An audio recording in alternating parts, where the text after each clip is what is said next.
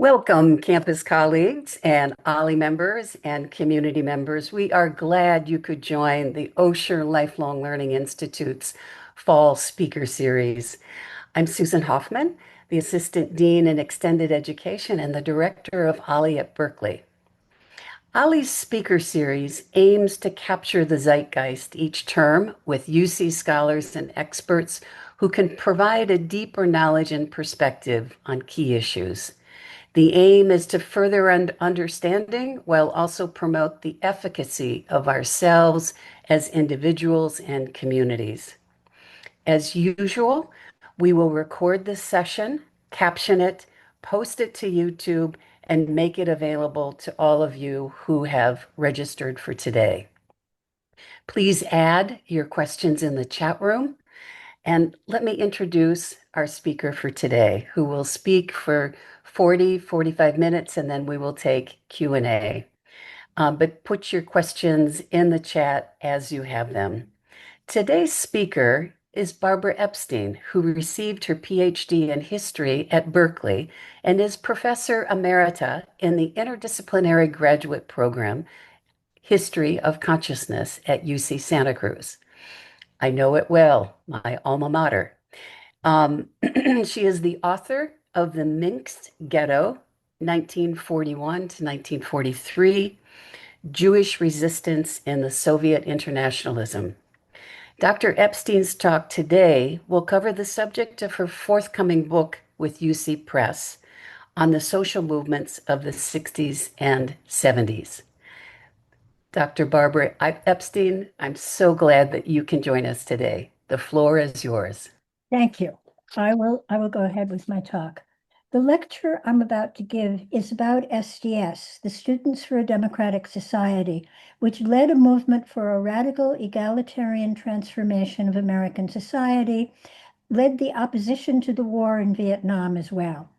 Its two leading groups each adopted revolution as their goal. And SDS, which by this time had a very large membership, estimated at the time at 100,000, collapsed in the conflict between the two. Actually, that's a little bit wrong. By that time, it was down to 90,000 people were upset with this conflict. The issues were very different from the ones we are facing today. But as is the case today, this entailed an intense conflict over what kind of society we want to live in. I think the story is worth returning to at a moment when we are again facing very different possibilities for the future. In this case, fascism or democracy. At that time, there was a government at first bent on war and for years mired in that war and unwilling to end it. We are now in a similar state of crisis with a government that is intent on enriching the rich, taking from everyone else, intensifying racism, and destroying democracy. And while we have increasingly impressive demonstrations, we no longer have a movement like SDS, explicitly in pursuit of an egalitarian and democratic society. I think it is worthwhile to look at SDS's history, focusing on the years from 1966 and 7 through the summer of 1969 for an understanding of what went wrong in SDS. And what that might tell us about how to build a more successful movement against autocracy now. Founded in 1960, SDS, originally the student wing of an organization from the 1930s called the League for Industrial Democracy, was led by Alan Haber, a student at the University of Michigan, Ann Arbor, who renamed his organization the Students for a Democratic Society because he realized nobody was interested in industrial democracy anymore. And in 1962, he invited young activists interested in new radical politics to produce a statement outlining the politics of the renamed organization. This conference produced the Port Huron Statement, which called for a democratic society and with goals of peace, economic and racial equality, and grassroots participation in political decisions. The statement was read by young people around the country who were interested in shaking off McCarthyism, supporting the efforts of civil rights workers in the South, and pursuing peace. Through the Port Huron Statement, SDS became widely known among left-leaning students around the country. Chapters were formed, at first on the East Coast college campuses, mostly private, and on several large state campuses in the Midwest. In its first several years, SDS remained relatively small, with members in the low hundreds. But the Port Huron Statement's critique of the inequality of American society was way more influential than SDS's numbers at that time might suggest. SDS chapters spread dramatically a few years later. In 1966, 1965, and 1966 and beyond, when the war in Vietnam, which the U.S. had already been quietly engaging in, burst upon the American public with the U.S. bombing of North Vietnam on March 2nd, 1965. The U.S. was now officially at war on the side of the corrupt and dictatorial government in South Vietnam and against the nationalist and communist government in North Vietnam. Young men were suddenly faced with the possibility that they might be sent to Vietnam. The previous December, the SDS leadership had decided to hold a demonstration in Washington, D.C., in opposition to U.S. involvement in the Vietnam War, thinking that with luck, 3,000 or so might attend. At that time, barely anybody on the left or anywhere else was paying attention to the war in Vietnam because it was not yet an official war. It was just something that the United States was semi-secretly involved in. Um, so SDS did not expected a small demonstration. Uh, but what happened was that on March 2nd, the war broke out. And the result was that the SDS demonstration, which took place on April 17th, 1965, drew, according to the press, somewhere between 15,000 and 25,000 people. Afterward, groups of students on many campuses began asking SDS to allow them to form chapters. SDS found itself at the head of a rapidly growing anti-war movement, consisting of students who wanted not only an end to the war, but a democratic and egalitarian society and a government that would pursue these goals.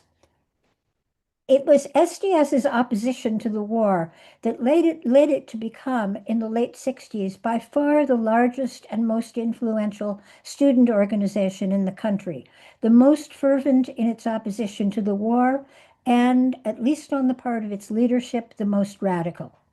During the years 1966 through 1969, the Vietnam War escalated, and SDS, which grew to a membership of an estimated 100,000, led student protest. Every summer, SDS held a convention at which decisions were made about the direction of the organization for the coming year, and a new national leadership was elected. At its 1969 national conference, SDS collapsed in a conflict between two factions, each of which described themselves as revolutionary, and one of which consisted of the existing SDS leadership. Opposition to the Vietnam, and by the way, there were about 80,000 members at this point. The conflict had driven some people out of SDS by this time. Opposition to the Vietnam War did not cease. An organization called the National Mobilization Committee Against the Vietnam War had been and continued to lead public protests against the war. But SDS, whose aim had not been only an end to the war, but an egalitarian, democratic, and non-racist society, turned to revolution and collapsed. Let me just, sorry. In the early years of the Vietnam War, for young people, oh, wait a minute, I'm sorry, I skipped a page.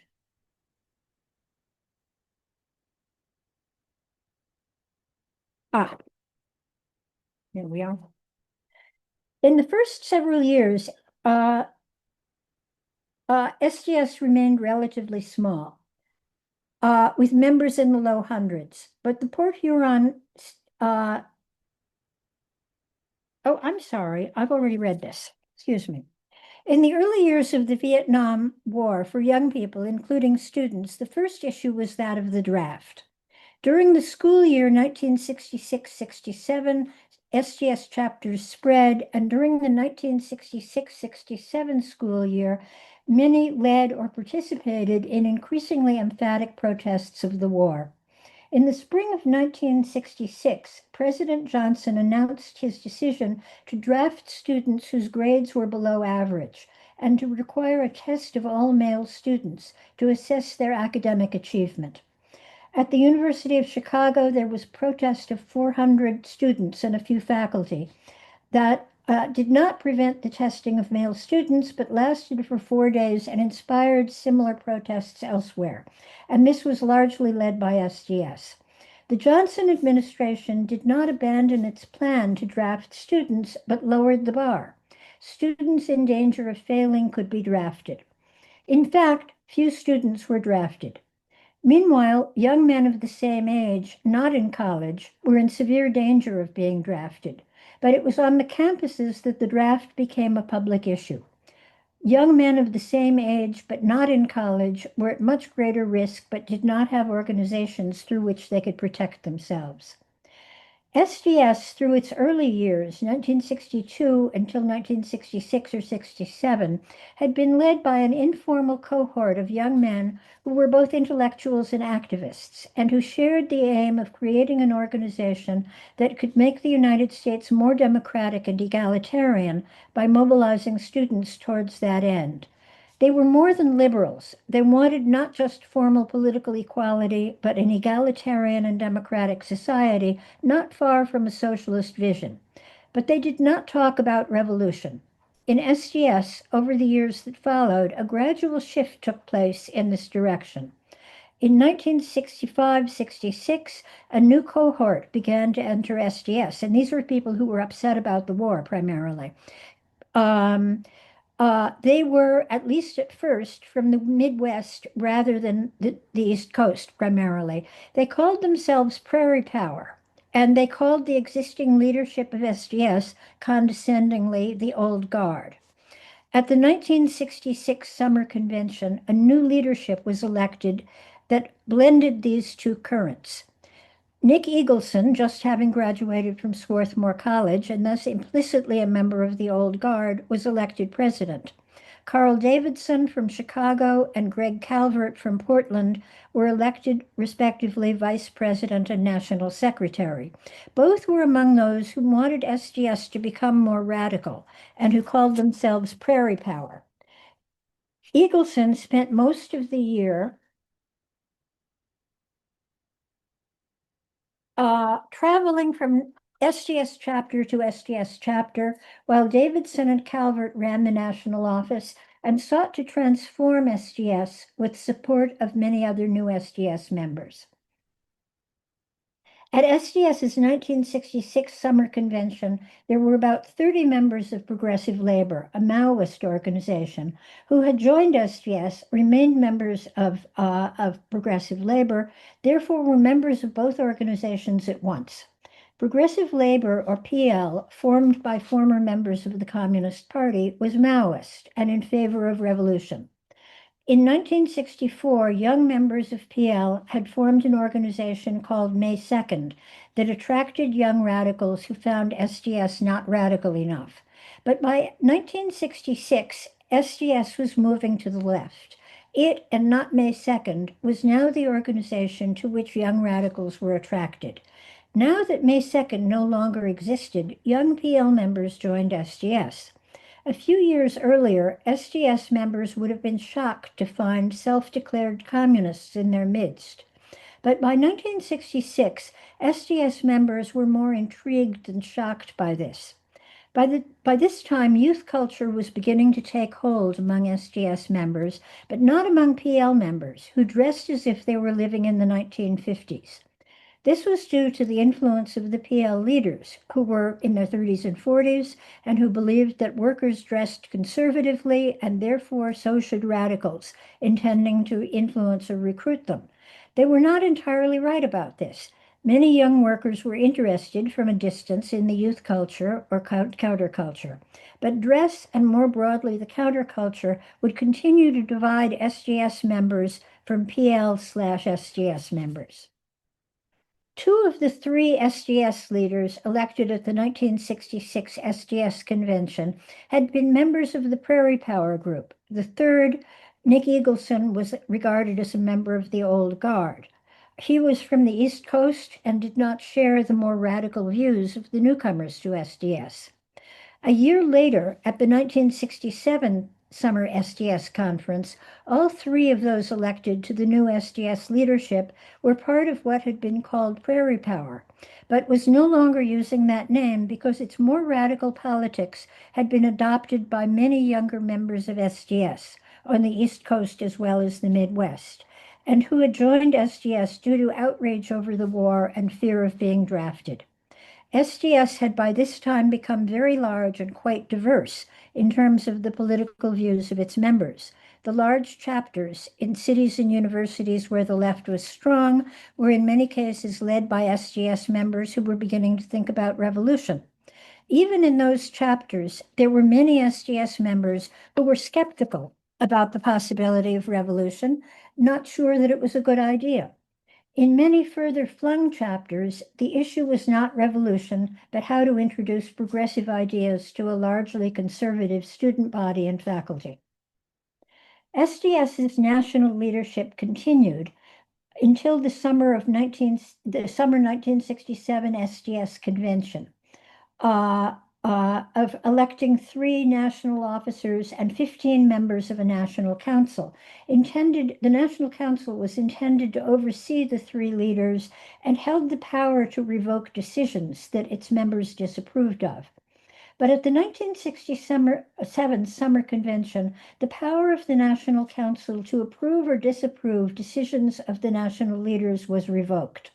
The National Council continued to exist, but its power was now diminished, and the three officers were now in charge. And what this meant was these three officers were now running SDS, and they had the capacity to take it in directions that others might not agree with. The SDS office, now in Chicago, SDS having broken its tie to the League for Industrial Democracy and having moved into an office in Chicago, was in a poor Black neighborhood and faced constant suspicion and at times violence from the Chicago police. The office became a kind of fortress. Every night, one or more of those who worked in the office would remain in the office. Those who visited were scrutinized before being let in, creating an atmosphere of something like a fortress.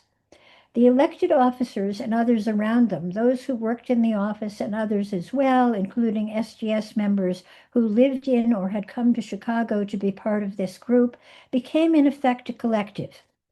They met to read revolutionary literature, and they had regular meetings at which they discussed the possibility of revolution and how they would bring it about. Greg Calvert, no longer one of the three leaders, had remained in Chicago to continue to work with the SDS leadership. Calvert wrote an article published in New Left Notes, the SDS internal journal, in which he wrote, our organizational structure and style, meaning that of the New Left, are proving inadequate to cope with the strains which the new upsurge of activity and the new political style have produced. The basic problem with participatory democracy lies not in its analysis or vision, but in its basic inadequacy as a style of work for a serious radical organization. What SDS needs is a responsible collective leadership, a steering committee, responsible for the development of long-range organizing strategies and programs which can be intelligently discussed and criticized by our members. Only with such a collective, he said, can SDS become a revolutionary organization capable of serious analysis and enlistment of, quote, those elements in society which can form the basis of a mass movement, unquote. In other words, SDS should abandon participatory democracy, which was its basic value, and become a revolutionary organization ruled by its leadership. True participatory democracy is hard to practice in a large organization. But what Calvert was saying went beyond an effort to accommodate participatory democracy in a large setting. He was advocating an arrangement in which the leaders would make the decisions to be discussed and criticized by the members. This was a proposal for an organization in which the decisions would be made not by the members but by the leaders. Later, Steve Weissman, one of the quote unquote old guard, said, "We should have moved then. We should have done more to stop them when they took over in 1967. It was clear enough that a Marxist group was taking over. I'm not speaking against Marxism, by the way, and a new style without a vote, nothing connected to the chapters or to the organization as a whole. It was just a decision by a few people, the people in the national office. The NO, which is what the national office was called, had always been its own separate organization, that's true, but it had always thought of itself as just trying to keep things going, nothing like this. Now it became a collective unto itself. By late 1967, Weissman's cohort, those who had been in SDS with him, had largely left SDS. By this time, SDS chapters were in most cases functioning on their own, with little connection to the national office in between national meetings, which the vast majority of SDS members no longer attended. They were focused on opposing the war on their campuses. Most SDS members paid little, if any, attention to what the national leadership was doing or saying. Some SDS chapters formed without even bothering to let the SDS know of their existence. And many SDS members were as likely to describe themselves as members of the movement as they were to describe themselves as member of SDS. The two began to merge in people's minds. SDS's Columbia chapter, formed in 1966, was not at first one of SDS's most successful. It was at first relatively small and was just one more of the many organizations, left-wing and otherwise, on the Columbia campus. The chapter was at first somewhat divided between older members, juniors and seniors, many of them more interested in left-wing theory than in the war, and freshmen and sophomores extremely angry about the war. But Mark Rudd, a sophomore, was in the early spring of 1968 voted the head of the chapter. Years earlier, the Columbia administration had decided to build a gym for the use of Columbia students, faculty, and staff on an open space in nearby Morningside Park, which was used by members of its surrounding Black community. The small number of Black Columbia students was very concerned about this, as were members of the Black Morningside community. The multi-level gym was intended for the use of Columbia students, faculty, and staff. A bottom floor with a separate door was to be allocated for the use of members of the nearby Black community, so they could not go up into the two upper levels. Members of the community and Columbia Black students, though few, if any, from that community, were angry about the use of land within a Black community by an external, overwhelmingly white university, and about the discriminatory treatment of neighborhood Blacks. The Society of African American Students, the organization of Black Columbia students at Columbia, headed by Cicero Wilson, was enraged at Columbia's disregard of the interests of the Morningside community. Meanwhile, two members of the Columbia SDS chapter had discovered, independently of each other, evidence of Columbia's secret participation in the Institute for Defense Analysis, or IDA, an organization of universities engaged in secret military research for the use of the U.S. in Vietnam. On March 22, 1968, Mark Rudd, chair of Columbia SDS, met with Cicero Wilson, and they agreed that their two organizations would work together to address these two issues, the gym and the involvement of Columbia in military research. On March 23rd, large numbers of Columbia students, white and Black, gathered at the Sundial, a traditional meeting place on the Columbia grounds. A large group went to the site where preparations for the building of the gym were underway. They were uncertain about what to do, returned to the sundial, and at a suggestion from one of the leaders of the Black students, marched to Low Library, the location of the Columbia administration. It was by now past 5 p.m., and they found themselves locked out. They went to Hamilton Hall, a building of classrooms and secondary administrations, and they took it over. The black and white students occupied separate floors of the building. At around 2 a.m., one of the black students, informed the white students that they, the blacks, intended to occupy Hamilton Hall by themselves. The white students, disappointed but willing to cooperate, left and managed to ensconce themselves in Low Library, which was the main building of the Columbia administration, where they took over the office of the president and other administrative offices. In the days that followed, more Columbia and Barnard students and young people from elsewhere occupied more campus buildings, ultimately a total of five, with somewhere around 1,000 ultimately participating.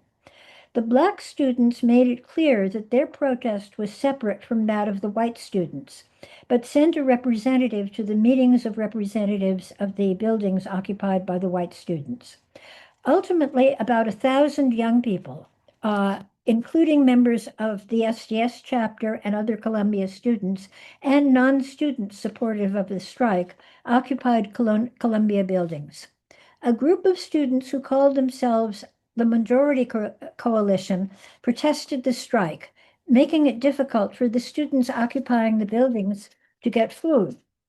But they stopped after a couple of days after other Columbia students who supported the strike urged them to stop.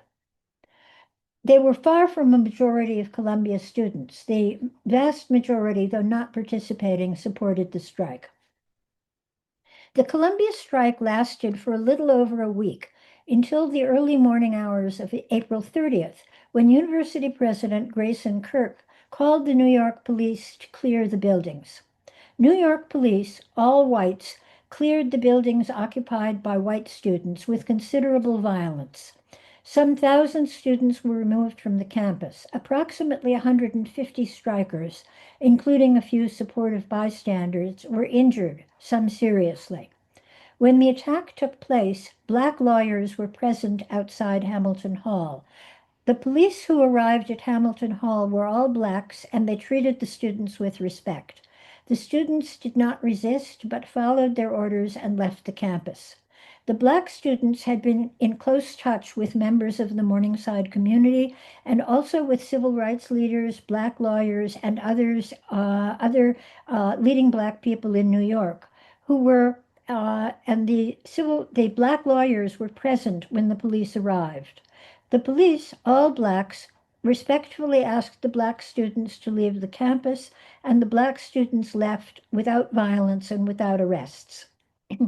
The differential treatment of the Black students was no doubt largely due to the widespread and fervent support of the Black students' protest on the part of influential New York Blacks.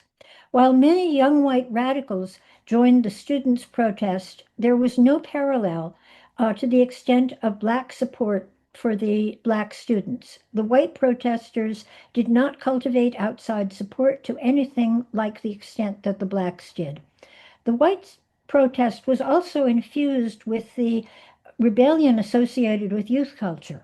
The whites sifted through documents, took or destroyed some of them, and left messes in the houses that they occupied. At a much later reunion, I think it was in 2008, the Blacks explained to the whites that they had asked the whites to leave in part because they suspected that the whites would do just this. The Black students who were not engaged in or drawn to youth culture, and most of whom did not consider themselves radicals, had been afraid that the white students would treat Hamilton Hall disrespectfully and thus jeopardize the Blacks' effort to prevent the building of the gym. Both groups succeeded in their aims. The Black students in preventing the gym from being built, and the whites in forcing Columbia to withdraw from the Institute for Defense Analysis. The protest led to the resignation of President Grayson Kirk, the first time a protest led by SDS or any other student organization had succeeded in removing a university head. The Columbia strike was SDS's first real and dramatic success, and it led to large increases in SDS members in existing chapters and to the formation of many new chapters. It also led to a lot of respect of SDS chapters and a little bit of fear of them on many campuses. By sometime in 1968, the national office estimated SDS membership at 100,000. This may not have been accurate. The national office was incapable of keeping track even of the number of chapters it had, but it was clear that SDS had grown dramatically. SDS's success at Columbia led college and university administrators elsewhere to treat SDS with a new respect. SDS's growth was accompanied by an increasingly radical stance on the part of many SDS chapters and also within what was now widely called the movement with a capital M, the broad arena of student youth radical politics, with by this time SDS at its center, but including many other organizations as well. What was now being called the movement was also deeply influenced by the counterculture, which had by this time taken hold widely in SDS, though not among PL members, who, like other SDS members, were in favor of a revolution, but believed that the revolution required the participation of workers, which was not about to take place. The Black Panther Party, though at least as well known as SDS, was much smaller than SDS. According to its leaders, with a membership of at most 5,000 at its height in 1968-69, and considerably more decentralized than SDS.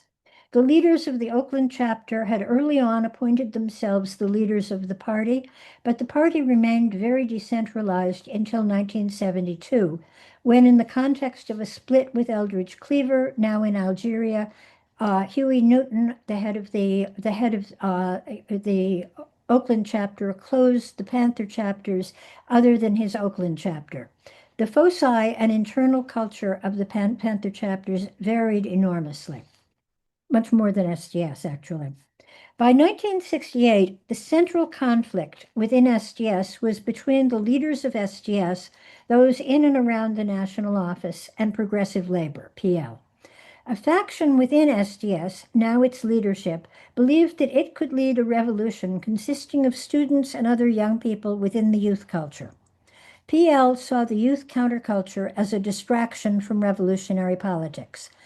They saw workers, especially young factory workers, as the main basis for revolution, and the largely middle-class SDS members as potentially helpful but not the main force behind revolution.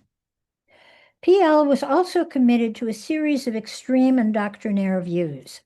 Communism was always right, though especially in China, not in the Soviet Union. Nationalism was always wrong, and the youth counterculture was bourgeois and to be avoided. PL did not see the authoritarianism of the Chinese Communist Party as a problem.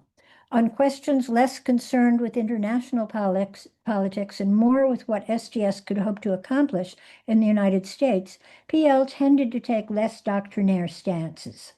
PL was in favor of a socialist revolution, but recognized that there was as yet little support for revolution among workers, young or old.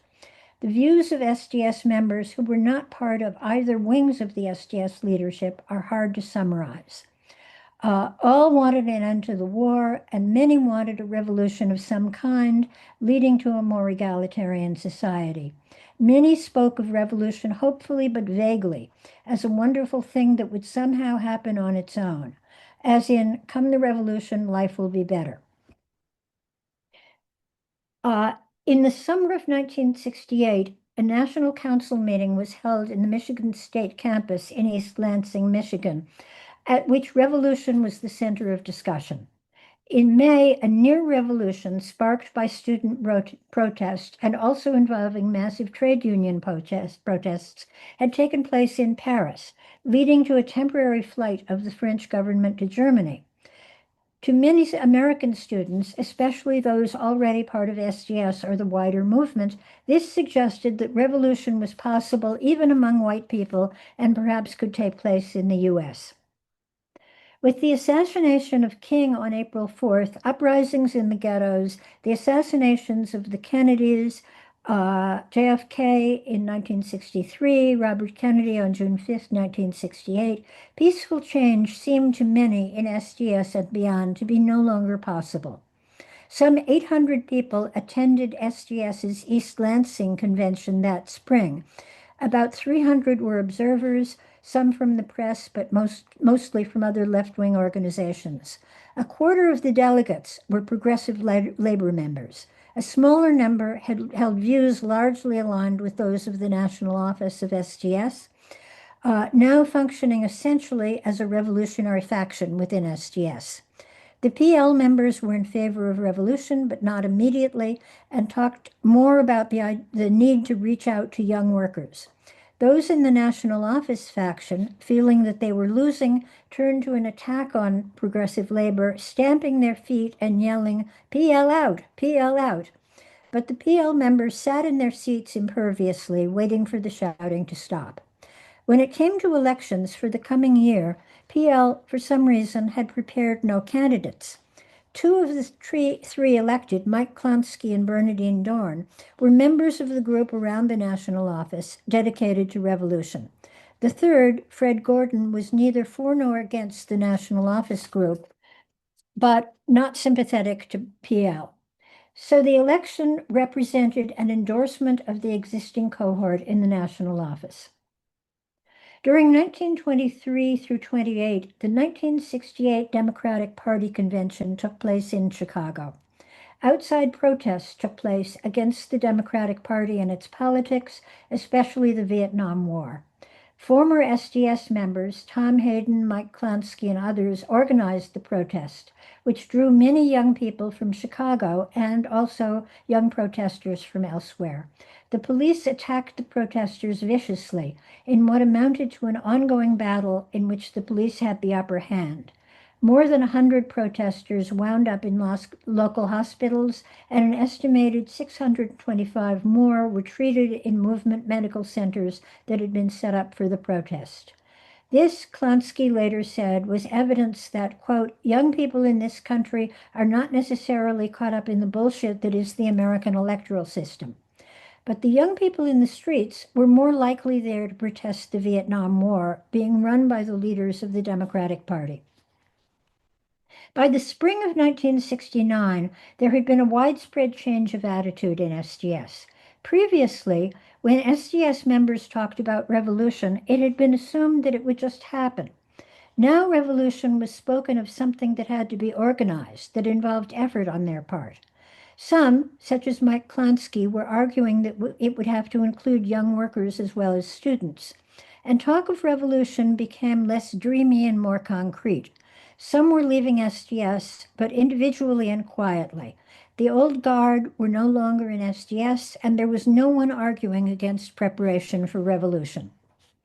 SDS's 1969 summer convention took place in Chicago, beginning on Wednesday, June 18th, with somewhere between 12 and 15,000 SDS members participating, including a large contingent of PL members and a much smaller number of a group called the Revolutionary Youth Movement that was advocating a student-based revolution. There was also a small group led by Mike Klonsky, sympathetic to youth culture, but advocating revolutionary politics that would include both students and workers. But this group was too small to have much impact on the conflict that followed. As SDS members entered the convention hall, they were given papers written by various factions, including a paper written by 11 SDS members who called themselves the Revolutionary Youth Movement, or RIM, including Mark Rudd and others from Columbia and SDS. The paper was entitled, You Don't Need a Weatherman to Know Which Way the Wind Blows, a line from Bob Dylan, and sort of a statement that they were on the side of the youth culture, and argued for a revolution based on countercultural young people. The paper argued that young people in the counterculture would be at the center of a youth revolution, and this became central to the debate that would follow. At the conference, the group that called itself RIM came to be called the Weatherman Group, or just Weather, in reference to this paper that the group had presented. In the wake of the conference, the group began calling itself Weatherman, and PL members were also at the conference in quite large numbers, and there were many who were not beholden to either side. From the beginning, the conference was driven by the battle between PL and Weatherman, with largely unfortunate interventions by members of the Black Panther Party, speakers in a session involving representatives of groups of color. Progressive labor opposed the Black Panther Party on grounds that its statement and the Black Party itself were nationalist, which they were not. The Black Panther Party, though all Black, worked with whites and white organizations as readily as it did with Blacks and Black organizations. SDS and other left organizations regarded the Black Panther Party as an ally, which it often was, but not as it turned out at that conference. On the second day of the conference, members of the Chicago Panthers attacked all those who say that nationalism uh, is reactionary, meaning progressive labor. Chaka Walls, Minister of Information of the Black Panther Party, attacked progressive labor members as armchair revolutionaries, and then he unexpectedly shifted to the topic of women's liberation. This I should have made clear is a speech that he was given to the congregation as a whole. We believe, he said, in the freedom of love and all that. We believe in pussy power. Ignoring cries of male chauvinism from the audience, he continued, "We've got some Puritans in the crowd," he said, and he added, "Superman was a punk because he never even tried to fuck Lois Lane." The slogan, "Fight Male Chauvinism," spread through the audience and became louder and louder. Wells shrugged and walked off the stage. Panther leader Jewel Cook got up to attack PL. Cook said, "But you got to know, I'm with my brother on this. I'm for pussy power myself." The chant, "Fight Male Chauvinism," led by progressive labor, became louder and louder. The Weatherman Group had no response. Uh, for the rest of the day and the rest, the conflict simmered. On Friday evening, during a session at which PL and Weatherman were continuing to fight with each other, a group of Panthers appeared, and Jewel Cook, a Panther leader, took the rostrum and announced that he had a statement to read. The Panthers, he said, had concluded that progressive labor had deviated from Marxist-Leninist ideology on the national question and the right of self-determination of all oppressed peoples. He described PL's position as egocentric, revisionist, and counter-revolutionary, and demanded that if they did not change their positions, they be expelled from SDS. It was rumored that Bernadine Dorn, one of the three leaders of SDS, had visited the Panthers the previous evening, and that her talk with them had influenced this statement. With the PL contingent chanting "smash red baiting," the Panthers left. PL announced that it would not be red baited out of SDS. The national organization leaders, including Klansky, Dorn, and Rugg, gathered at the back of the room trying to figure out what to do. Dorn tore away and ran to the stage. She marched to the rostrum and said, "We're going to have to decide whether we can stay in the same organization with people who deny the right of self-determination to the oppressed." And she asked that all who agreed with her follow her into another room. As PL members chanted "no split," many people got up and formed a line behind her. First the other members of Weatherman, then others, until she was followed by around 200.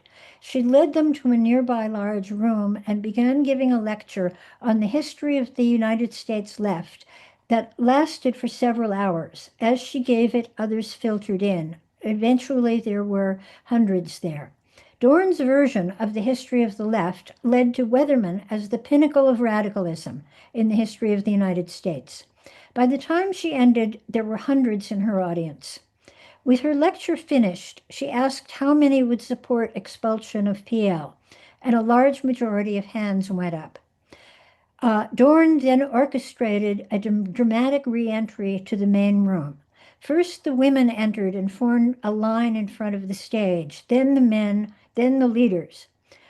She took the stage and gave a speech describing PL as racist and counter-revolutionary, and the entire entourage all walked out into the night. PL members and others sat silent and dazed. Eventually pulling themselves together, the PL members comforted themselves that they were now SDS. Over the next months, Weatherman engaged in violence in unsuccessful efforts to attract young people to their cause, and SDS PL chapters limped along, unable to attract new members, and in a couple of years disbanded. SDS, formerly the largest student youth organization of the left in American history, was gone. And since then, no youth organization of the left has been formed with anything like SDS's size or impact.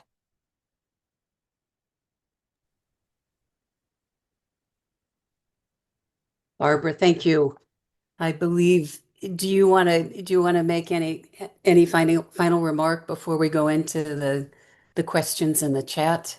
Well, I guess the last remark I would make is since then, we have had no substantial organization of the left in the United States, and in particular, no substantial organization of left-wing young people. There have been small organizations, but nothing like the plethora of organizations that existed on the left in the 1960s. While Mhm. I think that SDS was ultimately disastrous, I think the absence of left organizations is a real problem. And we need to talk about it. Very good. Thank you. Um, there's a couple of questions, one of clarification. The 1964 was the Gulf of Tonkin, and that was when the U.S. The covert war became public. That's right. There was also another clarification. What was the position of SDS on the Columbia strike? Is that SDS, significant?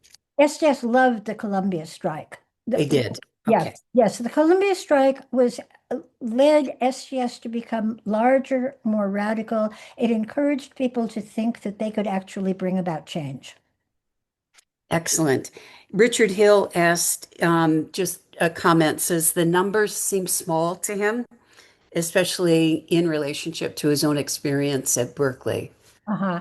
Do you have a comment to that? Yeah, ask him what I mean, by the end, SDS was estimated at 100,000. That does not strike me as a small number. Mhm. I wonder what he means. Is he talking about the size of chapters? Could be. I'll ask him to put his Maybe follow-up the size question of too. SPS originally, and it was quite small originally. Now, these numbers are suspect because the SDS National Office had given up trying to even keep track of how many chapters they had.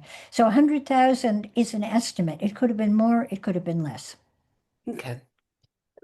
We know how crowd size is very ambiguously designed, but can imagine also with Yeah. chapters of national organizations. Bob Brewer kind of appreciates the mention of the Student League for Industrial Democracy, Uh-huh. his own uncle very much involved. Uh-huh.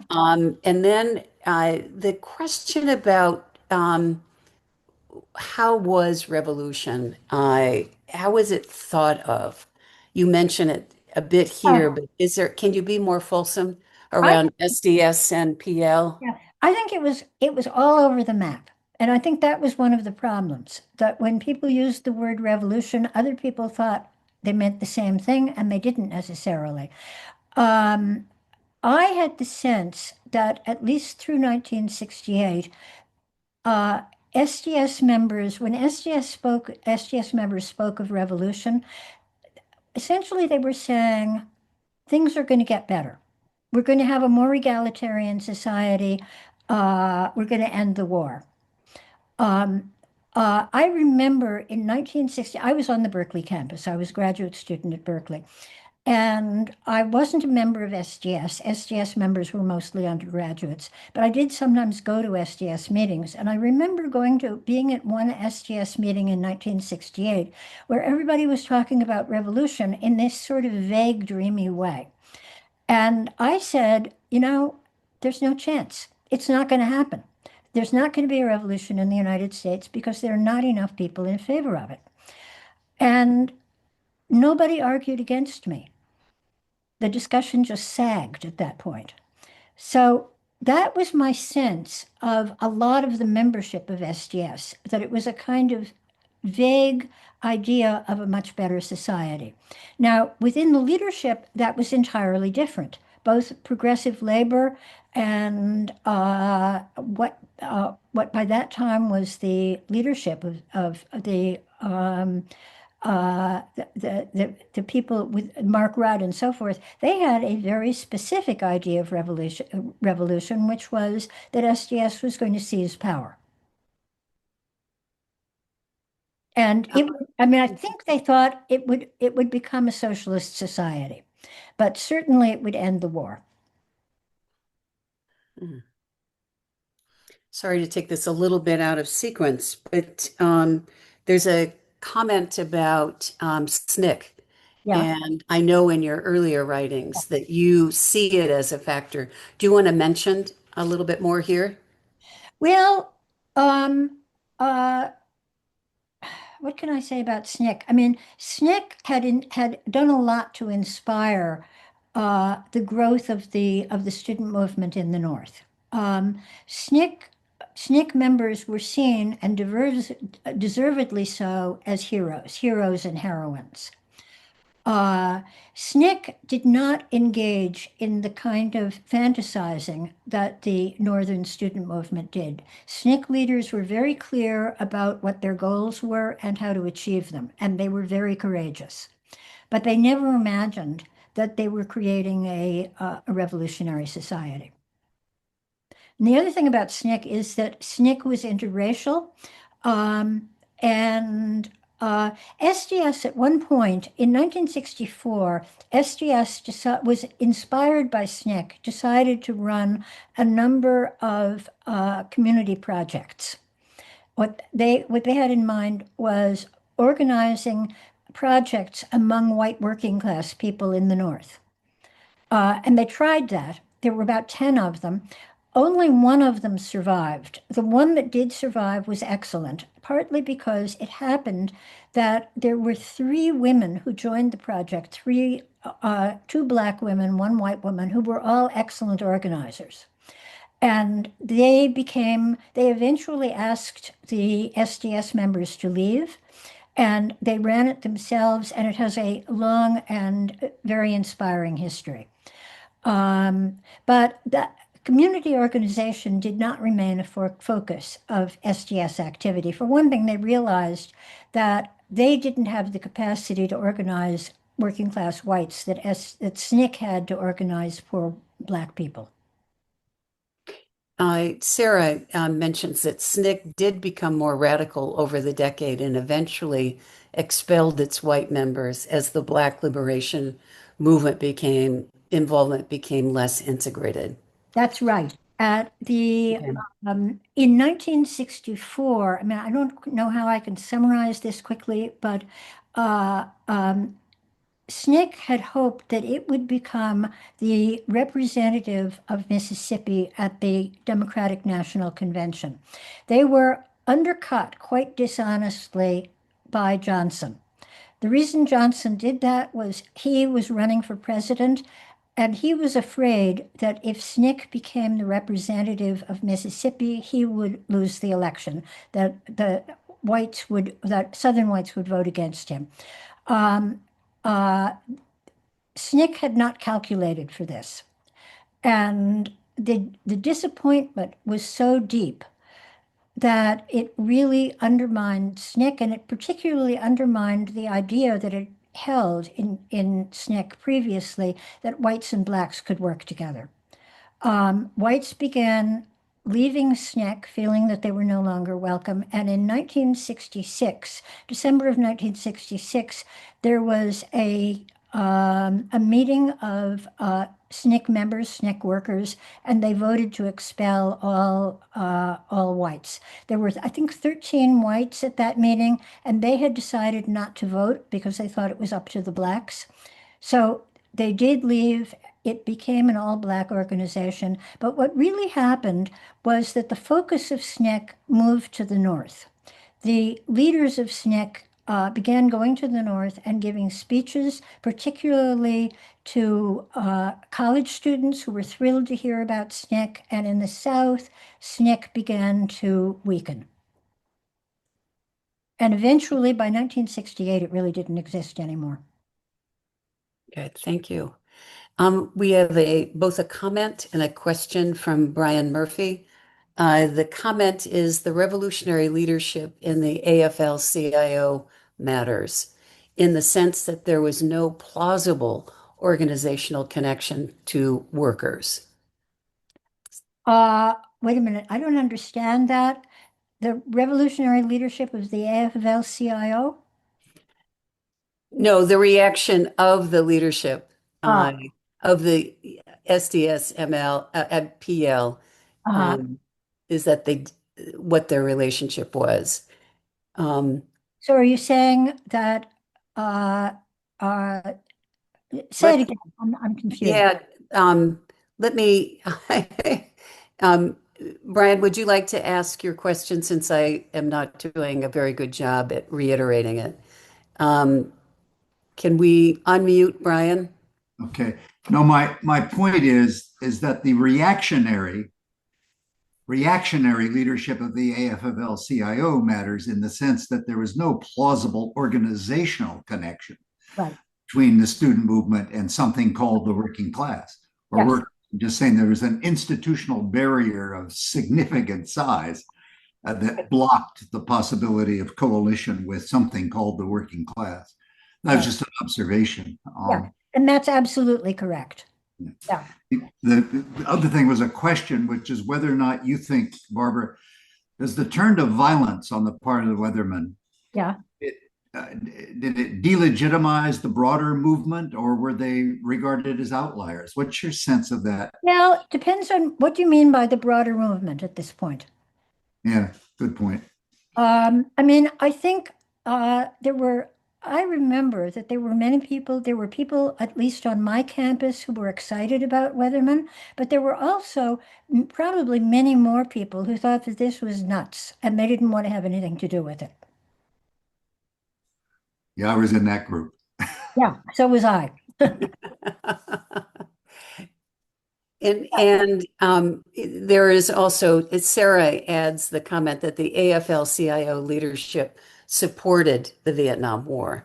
Right, You that's can right. see all of the lines of tension and difference. Yeah, that's right. Um, But it's mhm. also true that white workers at that point, especially older ones, were not particularly radical. And, when I described PL's efforts to attract young workers, they're actually, oddly enough, it turned out that the young workers were much more interested in the counterculture than they were in revolution.